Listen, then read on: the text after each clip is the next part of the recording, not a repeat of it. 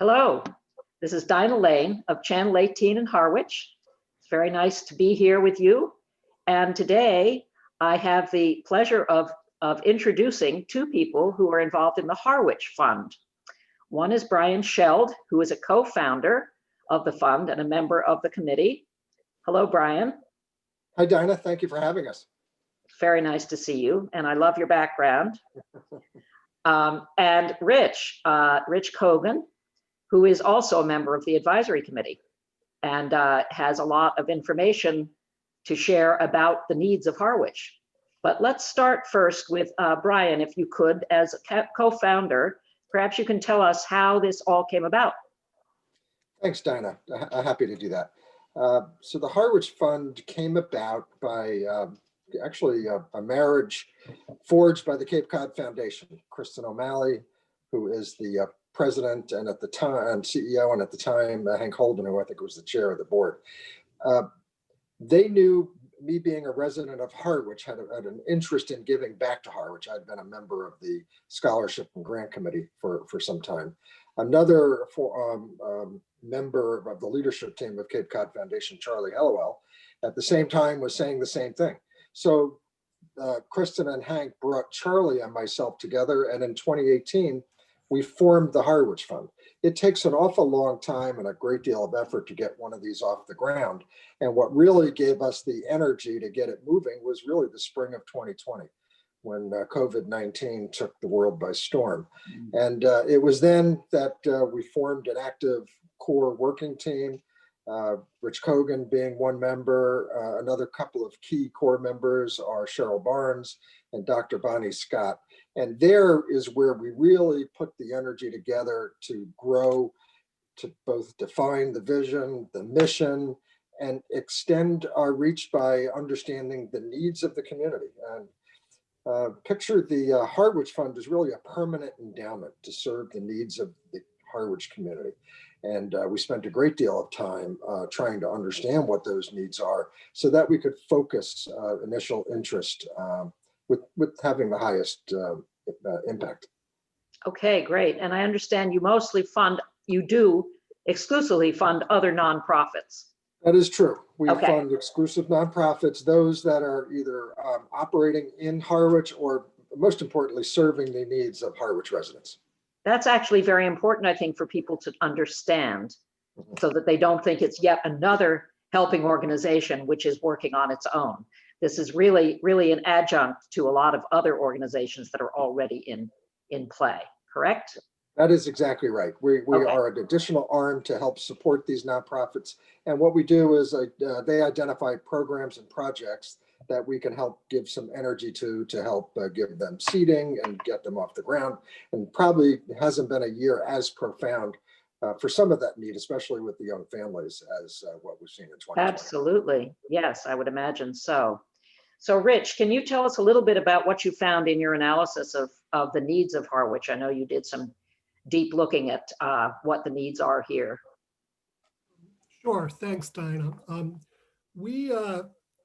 We took a look at the needs within the town by doing two things. One was trying to gain an understanding of the economic and other statistics for the town. And the other was talking to the not-for-profits who operate within the town to get their on-the-ground assessment of the needs. And what we found was that when you look at the economic and social data, Harwich as a whole is a very prosperous town with a strong income base for the people who live there, but those kinds of aggregate statistics mask a lot of differences. And as we looked at the wealth of data available from the US Census and from other organizations that have studied Cape communities, we found significant economic and other disparities within the town. In a town of about 12,500 people, there are almost 1,500 who have annual incomes below 150% of the federal poverty line. There are over 700 who have annual incomes below the federal poverty line. Approximately half of all the elementary school students qualify for the subsidized free lunch programs. There are about 1,500 people within the town who are classified federally as having disabilities.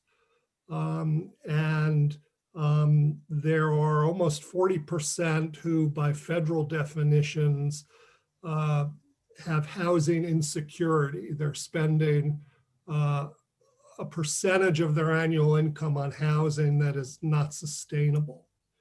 And when we spoke with the not-for-profits, we confirmed that really it's the youth and families and seniors and people with disabilities within the town who have, significant needs that are now being met by not-for-profits to the extent they can. But those organizations have needs to sustain and expand their activities. And because of that, we decided to focus on those kinds of human services needs. Okay. So can you tell me how do people apply for these funds, or are these things that you identify and then grant without an application process? How does that work? No, they typically come from the nonprofits themselves and projects that they've identified, and then they'll come to us. We're modeled after 3 other town funds that operate within the Cape Cod Foundation, one being Chatham, another being Falmouth and Sandwich. So once we're just in on our initial stages, so many of the ideas for the grants have come from the initial conversations that we've had with nonprofits that Rich just pointed to. But over time, they will probably be more grant applications, if you will. But right now, they've really come from the collaborative discussions. Okay. And do you imagine that this will be your permanent focus, or do you imagine things evolving over time?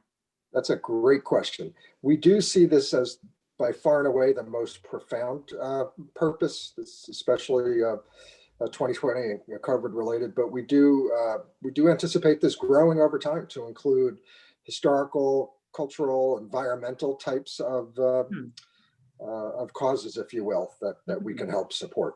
And again, mirroring the types of things that the Cape Cod Foundation does for all of Cape Cod. Yes. But we're focused on the needs of our community. So wherever our community speaks to have the greatest need, that's where we want to be focused. I see. Okay. I think of that as being also some of what the Community Preservation Foundation does in terms of historical and cultural things. Correct. Well, then they may have a special project that they might look for a special seating on. So we're not trying to replace anything. Right.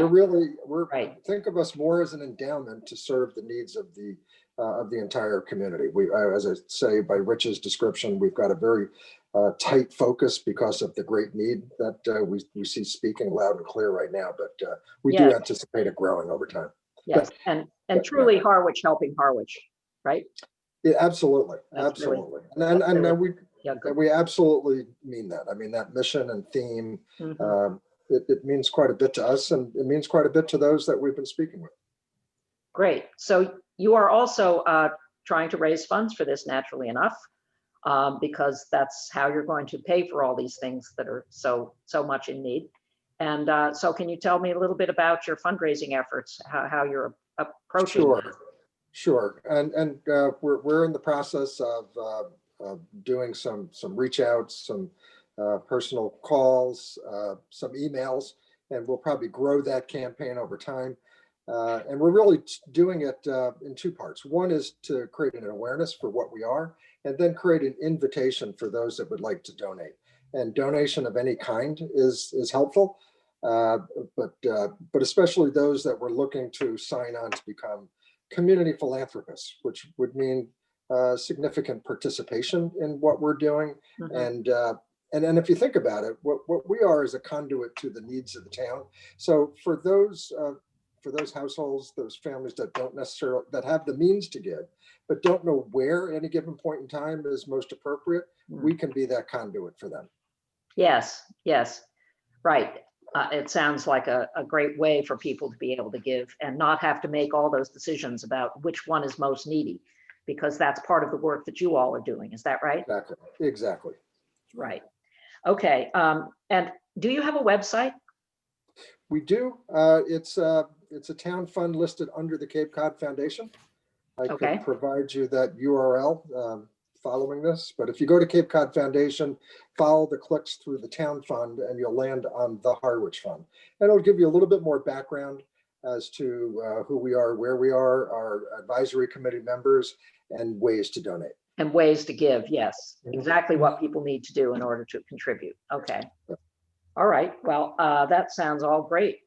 Do you have anything else that you would like to share before we finish up here? Sure. The only thing I would add is that the concept of the Harwich Fund has been received very enthusiastically, certainly by the nonprofits, because it's an additional arm for them.